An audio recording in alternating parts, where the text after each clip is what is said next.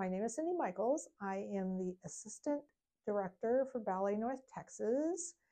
I've been dancing for 30 years. Yeah, 30 years. And I had a studio and a ballet company for 17 of those years. What else is my background? I didn't actually start dancing until I was 18 years old, but I jumped into it a lot. I right off the bat, I started a summer session at UCSB, and that was completely Graham oriented. And I loved it so much that when I came back in the fall, I tried to get into the dance department and ended up taking almost two classes a day, definitely 6 days a week for the next 10 years. So that's how I became a dancer on top. So I would go to school and take classes every morning and afternoon, the ballet classes, and then go off to the private studio in the evening. So I actually started off as a modern dancer, Graham and Cunningham technique, and syllabus classes. They were almost taught like history classes, not just movement, but actually the dance class itself, because it was very much like on the forefront of what was happening. It wasn't until after I got out of college, because in the private sector there wasn't a lot of modern classes, so that's when I ended up getting involved in ballet if I wanted to keep dancing, even though I had been taking it. And here I am. My daughter was here. She was living in Wichita Falls, Nicolina.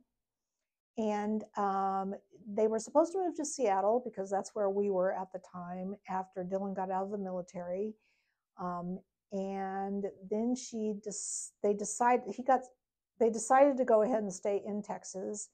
And she decided to start a ballet company because she wanted to do things her own way, which is what most choreographers, or I mean, that's how most things start, right? You know, you have all your own ideas. And she called me up and said, can you get us nonprofit status? Because obviously I had already done it for my own company. And I was like, okay. And then from there, it just snowballed, like, you want to keep doing this? And I had already, like, I'd given up my studio. I'd given up. I was retired. I mean, I was doing some little teaching and stuff in Seattle, but I wasn't supposed to be doing this anymore. And, but then I couldn't help but get involved. And then I came, and the quality of dancers that she was working with, and it was just too enticing. So here I am. Oh my gosh, my New Year's resolution is always that I'm going to become a dancer again. I don't know. Probably just keep going to the gym. I started finally doing that again with my husband. We were going a lot in Seattle, and I really liked the cross training. I wish I would have believed in it when I was actually dancing, but I didn't. I mean, I thought, you know, if you weren't in ballet class, you weren't really exercising. So that's all I did. All my free time was spent in class. And also, you know, the competition with knowing that one of my best friends, of course, was a dancer too. And if I knew she was in class and I wasn't in class, that was very threatening. So we basically spent a lot of time like monitoring each other to make sure one of us didn't get, like, you know, more plies than the other dancer. So standing at the side of the stage, watching my daughter teach her first warm-up class to her company as artistic director. Got a little choked up. Yeah. Well, I've been working with Nicolina since she was 8 years old. The only thing that's changed is I was in charge of her, and now she's in charge of me. So that's really the only thing that's changed. I was in the studio when she was training. Her first teacher was a RAD teacher. So I wasn't a lot of hands-on with her when she was 8 years old, but then the classes sort of thinned out, and then she started to homeschool. So at about 10 or 11 years old, we pulled her into the actual company classes just out of, mere convenience to me, because the driving back and forth to the studios, and I was there all afternoon, and then the teachers at the studio would teach at night. So that's when she actually started taking classes from me. And then we spent a lot of time. We were in Redding, so San Francisco was only a few hours away, and we spent weekends going down there. And I was still dancing, so my role with her wasn't completely authoritative. It was also camaraderie. I wasn't her best friend, but it was also camaraderie as far as like two dancers being able to talk about things and about other teachers that we had taken from. And now it's just the same thing that occupies sounds really boring, huh?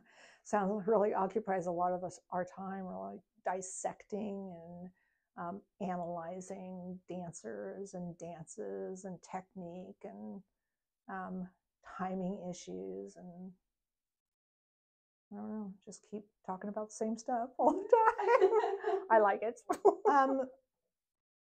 Well, I think it's impacted us a lot if you talk to somebody that's not in the ballet world.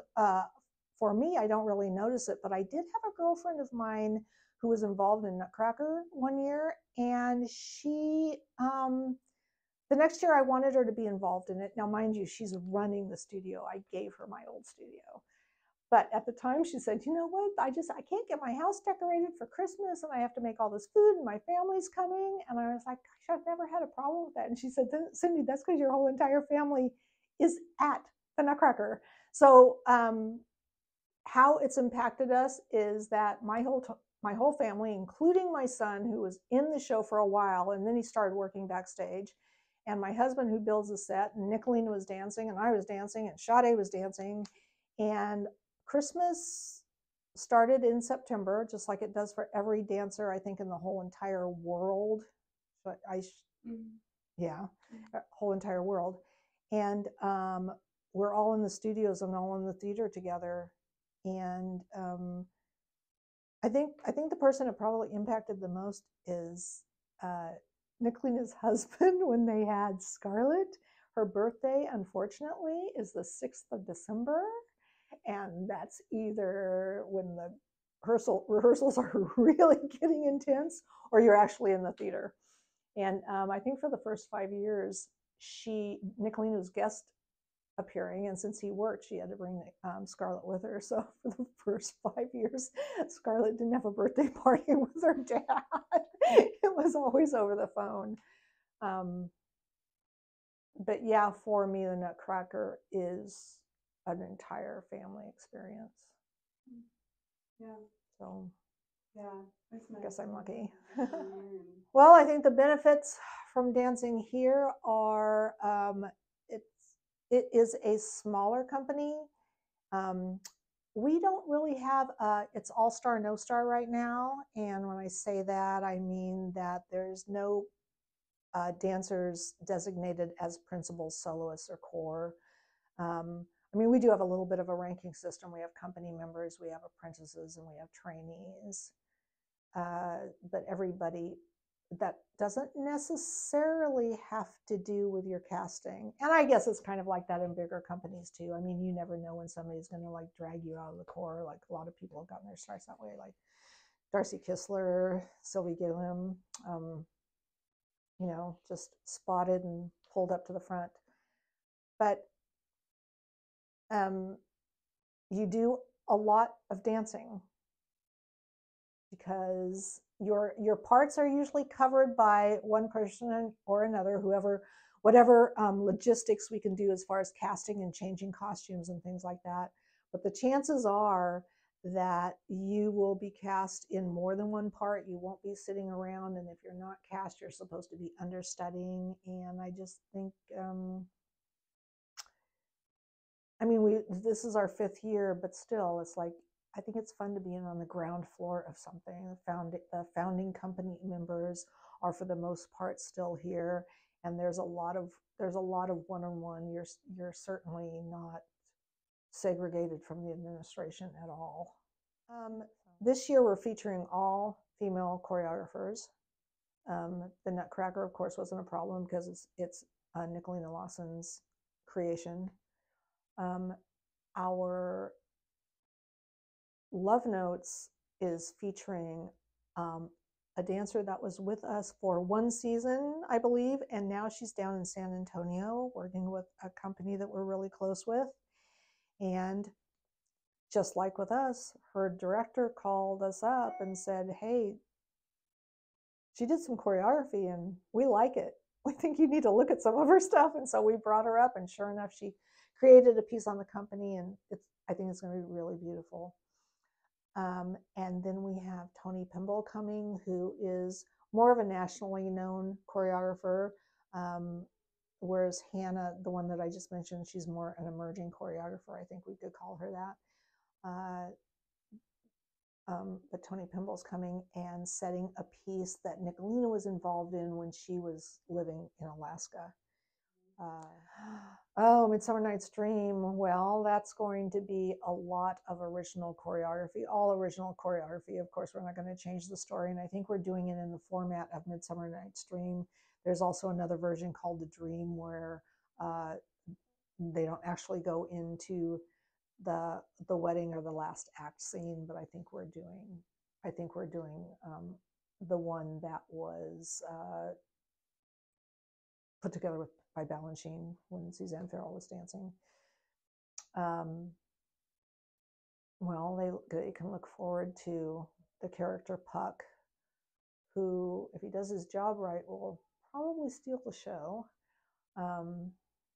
And just a new story ballet that Ballet North Texas wants to present. I think we're even playing around with the idea of having a storyteller like,